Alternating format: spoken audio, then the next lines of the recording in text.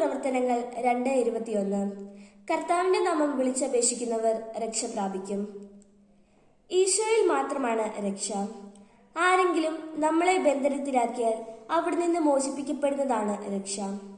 നമുക്കൊരു തെറ്റുപറ്റി. ആ തെറ്റുപറ്റുമ്പോൾ നമ്മുടെ മനസ്സിന്റെ ഉള്ളിൽ ഒരു വിമിഷ്ടമുണ്ടാകും. അതിൽ നിന്ന് നമുക്ക് കിട്ടുന്ന സ്വാതന്ത്ര്യവും രക്ഷയാണ്. നമ്മളൊരു പാപം ചെയ്തു.